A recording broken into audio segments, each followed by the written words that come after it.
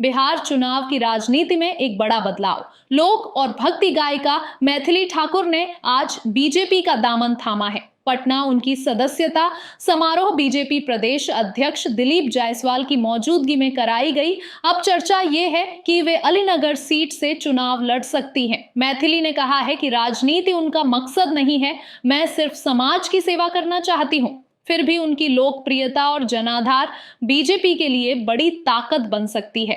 क्या संगीत की ये आवाज राजनीति की नई धूम मचा पाएगी? सोचने वाली बात है कि एक कलाकार का कदम राजनीतिक परिदृश्य में कितनी हलचल लाएगा।